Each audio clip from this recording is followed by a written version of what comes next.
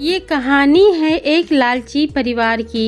एक समय की बात है, एक गांव में एक लालची परिवार रहा करता था।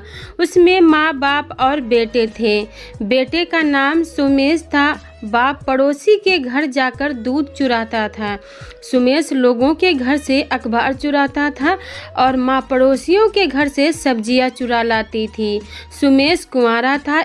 एक दिन उसकी शादी के लिए उसके घर बचोला आया। वह बोला, देखिए साहब, आपके बेटे के लिए मैं कई रिश्ते लेकर आया, लेकिन आपको कोई पसंद ही नहीं आया। जो दहेज आप मांग रहे हैं वह कोई देने को तैयार ही नहीं है, सिवाय एक गंगाराम के। मैं यही बात आपको कहने के लिए आया था। यह सुनकर सुमेश बोला, क्या जो हम दहेज मांग रहे हैं वह देने को तैयार हैं? फिर देर किस बात की? आपको तुरंत मान लेना चाहिए था। यह सुनकर बिचौला बोला, जल्दी ना करो बेटा, शादी के लिए हाँ तो तुम्हें करनी है, मुझे नहीं। गंगाराम की बेटी का नाम छमिया है। वह थोड़ी सी दिमाग से हिली हुई है, यूँ कहो तो वह थोड़ी सी पागल है, इसीलिए उसकी शादी नहीं हो रही है।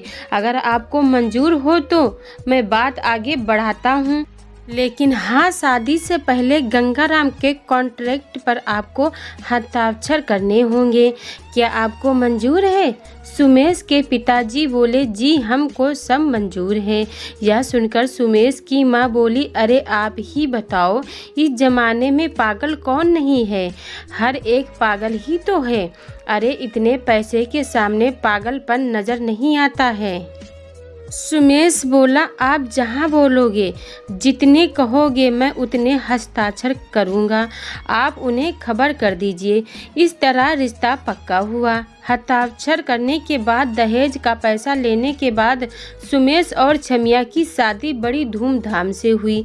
शादी के फेरे होने के बाद छमिया सुमेश से बोली, ए सुनो, हम दोनों को घोड़ी पर बिठाकर जहाँ तक लाए हैं ना, अब हम गधों पर बैठकर जाएंगे। जाओ गधों का इंतजाम करो। यह सुनकर सुमेश बोला, क्या अब गधों पर जुलूस निकलेगा अपना? नहीं, सब हंसेंगे हम पर। यह सुनकर छमिया ने उसे जोर से थप्पड़ मारा और बोली, अच्छा मुझसे जुबान लड़ाते हो? चुपचाप गधों को बुलाओ। यूं उन दोनों को गधों पर बैठकर जाते हुए देखकर लोग उन पर हंसने लगे। घर पर छमिया कोई काम नहीं करती थी, उल्टा वो तीनों उसकी सेवा करते थे, लेकिन कभी कभी वो सारा काम खुद करती थी। तब परिवार की समझ में कुछ नहीं आता था, बस हैरान होते थे। एक दिन छमिया कहीं से एक चाकू लेकर आई। यह देखकर वो तीनों डर गए।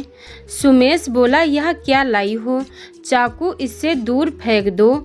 सुमेश के पिताजी बोले, बेटा इसे दूर फेंक दो, मुझे बहुत डर लग रहा है।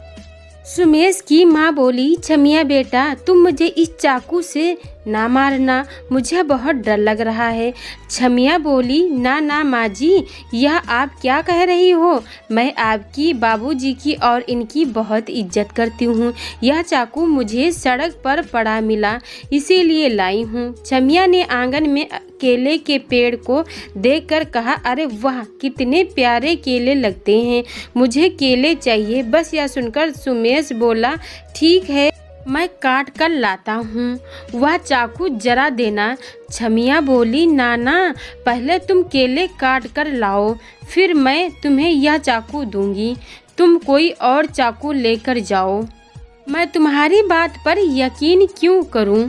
सुमेश ने कहा, ठीक है, और वह केले के पेड़ पर चढ़ने लगा। उसने देखा छमिया भी उसके पीछे पेड़ पर चढ़ने लगी। सुमेश यह देखकर बोला, अरे तुम क्यों पेड़ पर चढ़ रही हो? नीचे उतरो। छमिया बोली, तुम तीनों ही यह समझते हो कि ना कि मैं पागल हूँ, पर तुम तीनों ही पागल हो।